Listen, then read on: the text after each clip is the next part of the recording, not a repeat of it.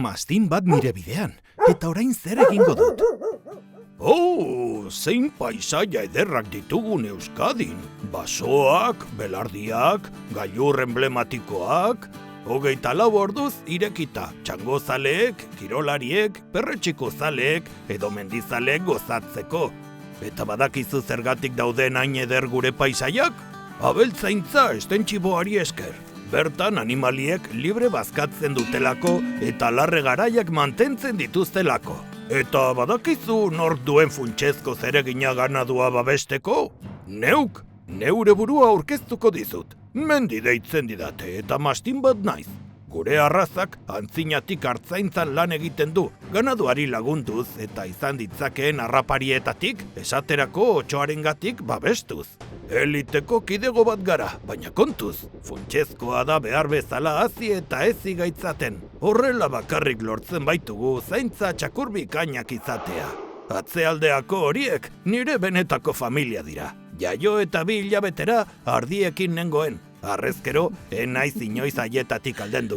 Txakur guztiak bezala txikitan maitagarria nintzen, baina ez ninduten maskota izateko ezi, hartaldeko beste langile bat izateko baizik.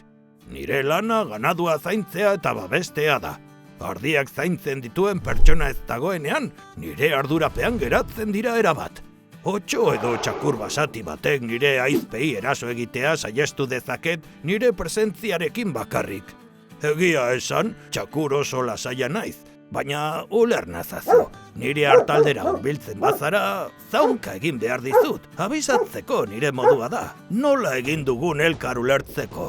Nirekin topo eginezkero, segurazki zaunkaka hurbilduko natzaizu, baina hartaldetik asko urrundu gabe. Estratega on batek familia seguru uzten du erretago ardian. Egon lasai, ez naute trebatu pertsonei eraso egiteko.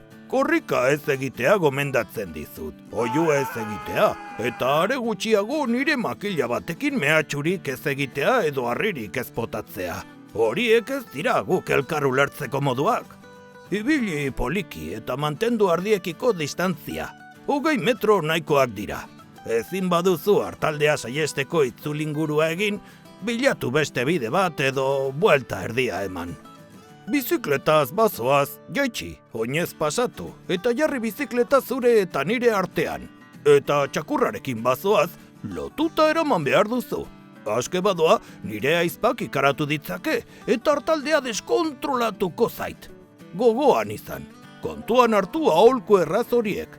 Arduraz jokatu eta errespetatu nire lana eta abeltzaintza. Pertsonek eta mastinok mendian batera ibil gaitezke. Ruraltza, landa eremuarekiko eta biodibertsitatearen kontserbazioarekiko konpromisoa.